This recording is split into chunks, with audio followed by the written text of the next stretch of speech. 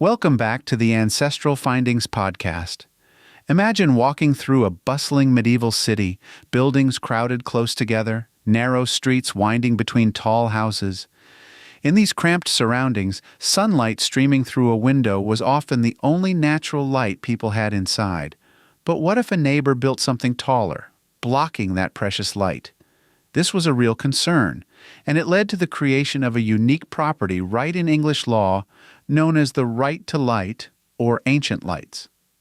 This right gave long-standing property owners the ability to maintain a certain level of natural light in their homes. And the echoes of this old law can still be found in property rights and city planning today. So what exactly was this right, and why did it matter so much?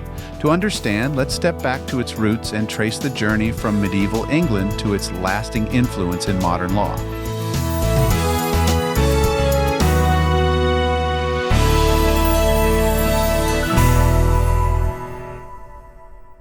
The story of the right to light begins in England's medieval period, a time when sunlight wasn't just appreciated, it was essential. In those days, artificial lighting came from candles or oil lamps, which were costly and carried a high risk of fire. Sunlight was the safest and most accessible source of light for people in urban areas. But as cities grew denser, neighbors often built closer or higher structures, cutting off each other's light. These conflicts became so common that English common law stepped in with a solution. If someone had enjoyed uninterrupted sunlight through certain windows for 20 years, they could claim a legal right to that light. This right was symbolized by a simple but powerful marker, a sign above the window reading Ancient Lights. By posting this sign, property owners signaled that they intended to defend their right to sunlight if anyone tried to obstruct it. This marker, though simple, was a clear message to neighbors and developers alike. Over time, this right to light became not only a practical solution but also an important piece of property law with social significance. Under English law, the right to light became a recognized property right, creating what's called an easement or a legal permission attached to the property itself. This meant that if someone sold their property, the right to light would pass to the new owner as long as the 20-year rule had been met. Courts respected these rights and often ruled in favor of preserving sunlight access, considering it an important aspect of property ownership. A good example to illustrate this right is the case of Wealden versus Burroughs. This case, decided in 1879, highlighted how easements could be implied, rather than explicitly stated in property sales. In Wealden versus Burroughs, a property was divided, with one part sold to a new owner.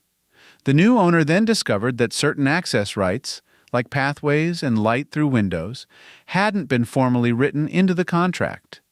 The court ruled that if certain rights, like light, had been used as necessary and apparent before the sale, they should be implied for the benefit of the new owner, even if not explicitly stated. This case established that an easement, like the right to light, could exist based on prior use and necessity, providing a legal framework that has influenced how property rights are interpreted. Through cases like this, the right to light evolved, shaping property law into a system that considered individual rights while allowing for the needs of urban growth.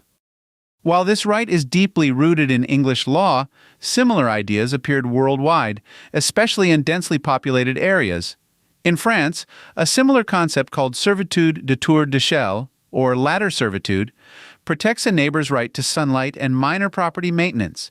In Germany, there's Fensterrecht, or window right, which gives property owners the right to maintain light access through their windows. In Japan, light access is managed through strict zoning and building regulations. For example, in Tokyo, local ordinances ensure that new buildings don't overshadow existing ones, preserving sunlight in neighborhoods. Although it's not formally called the right to light, Japan's approach reflects a similar principle of balancing individual needs with urban development. The United States took a different approach, never fully adopting the right to light. Instead, American urban planning typically addresses access to light through zoning laws and building regulations, focusing more on public benefit than individual property rights. These global variations show how the idea of protecting sunlight access adapted to different societies, revealing a universal appreciation for natural light as cities grew denser. As electric lighting became widespread, the need for natural sunlight lessened, and the ancient right to light gradually faded. By the mid-20th century, city planners and developers used zoning laws to manage light access, making the individual claims less relevant. Today, in the UK, the right to light is still technically valid, though it's rarely used. Instead, developers and planners rely on regulations that address light access more broadly. While it may no longer be commonly invoked, this right remains an intriguing part of legal history, symbolizing a time when sunlight was a fiercely protected resource. Although it may feel like a relic, the right to light is more than a curiosity of the past. Its core idea, ensuring sunlight access in crowded cities, continues to influence modern planning. In today's cities filled with skyscrapers and high-rise buildings, debates over sunlight and open space reflect the same spirit that created this ancient right. Beyond its legal history, the right to light serves as a reminder of the resourcefulness of past societies. In an era before electricity, people found ways to protect essential resources like sunlight. This right stands as a unique example of how legal systems adapt to meet the needs of urban societies, balancing personal rights with community growth. The story of the right to light, from its origins in medieval England to its echoes in today's planning laws, reveals a great deal about how property rights and urban life have evolved. While the right itself may have faded, its legacy continues in zoning regulations and the ongoing importance of natural light in urban design. In a world where towering buildings shape our cities, the history of the right to light reminds us of a time when sunlight was fiercely guarded as a right. It offers a glimpse into the ways our ancestors valued the natural resources we might take for granted today.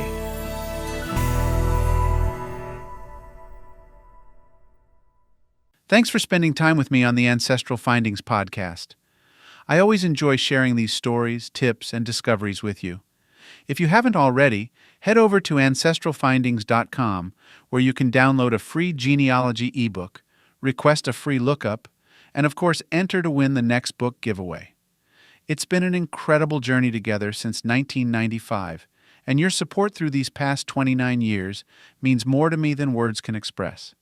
I'm so grateful for this wonderful community of genealogy enthusiasts who continue to inspire me every day. Keep up the great work on your family history research, and may your next find be as exciting as your first. Thank you again for being part of this journey, and as always, happy searching.